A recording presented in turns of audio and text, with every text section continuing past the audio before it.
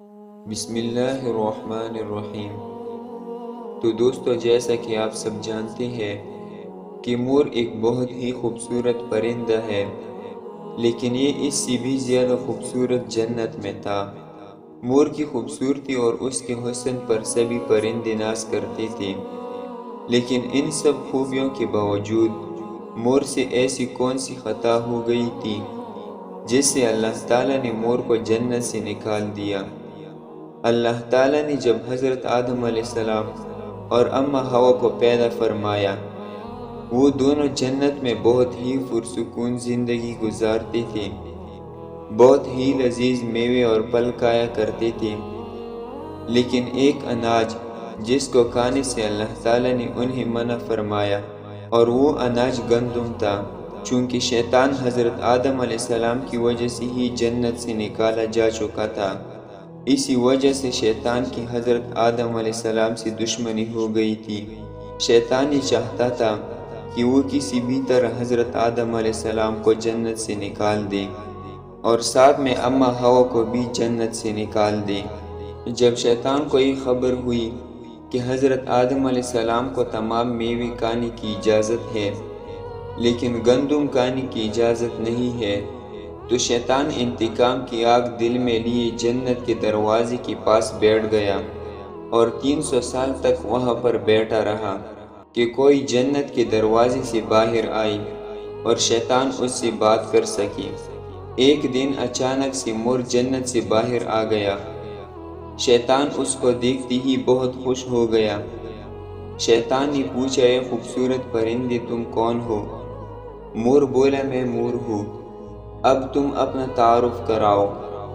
شیطان نے جواب دیا کہ میں عالم کروبیہ کا ایک فرشتہ ہوں، میں اللہ تعالیٰ کی عبادت سے ایک پل بھی غافل نہیں ہوں، میں چاہتا ہوں کہ میں جنت میں جاؤں، وہاں کی نعمتوں کا اپنی آنکھوں سے مشاہدہ کروں۔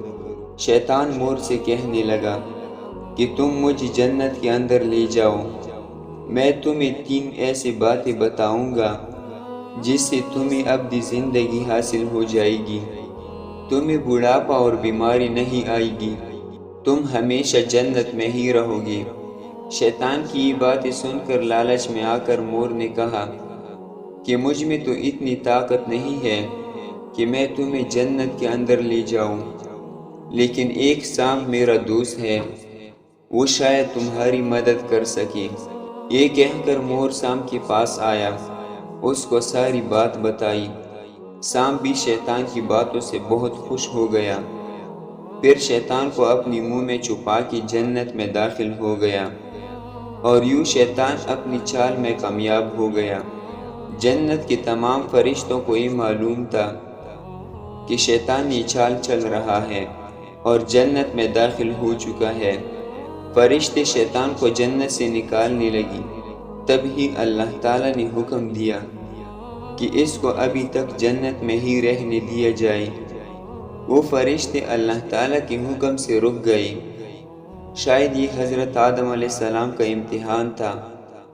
شیطان حضرت آدم علیہ السلام کے پاس اور اماں حوا کے پاس جا کر اپنی محبت کا اظہار کرنے لگا۔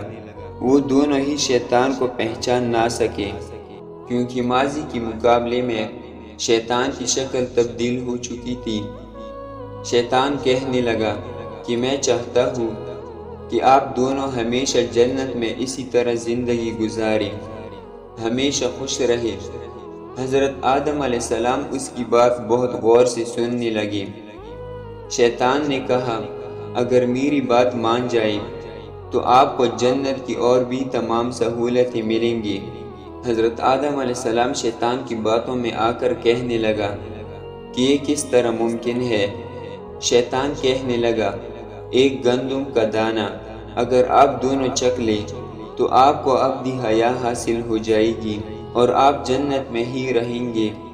یہ بات سن کر حضرت آدم علیہ السلام کی دل میں رجحان پیدا ہوا، لیکن ان کے دل میں اللہ تعالیٰ کی نافرمانی کا خوف غالب آ گیا۔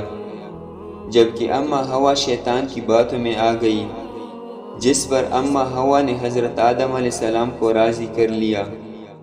پھر اس کے بعد ان دونوں نے اس گندم کے دانے کو چکھ لیا، جیسے ہی گندم کا دانہ ان کے اندر گیا تو دونوں کی سطر واضح ہو گئی، جس کے بعد دونوں اپنے اپنے سطر چھپانے لگے اور خوف خدا سے کانپنے لگے۔ اسی دوران اللہ تعالیٰ نے فرشتوں کو یہ حکم دیا، حضرت آدم علیہ السلام اور اماں ہوا دونوں کو زمین پر اتار دو۔ حضرت آدم علیہ السلام کو سری لنکا کے قریب نیچے زمین پہ بیچ دیا، جبکہ اماں ہوا کو جدہ کی سرزمین پر اتارا گیا۔ جن خوبصورت پیروں سے چل کر مور شیطان کو جنت کے اندر لے کر آیا تھا، وہی خوبصورت پاؤں اللہ تعالیٰ نے مور سے لے لیے۔ سانپ جو اپنی منہ میں شیطان کو چھپا کر لایا تھا، اس کی منہ کی خوبصورت خوشبو کو چھین کر اس میں زہر ڈال دیا گیا، پھر مور کے ساتھ ساتھ سانپ کو بھی جنت سے نکال دیا گیا۔ ہم امید کرتے ہیں کہ آج کی ویڈیو آپ کو اچھی لگی ہوگی۔ ملتے ہیں اگلی ویڈیو میں، تب تک کے لیے خدا حافظ۔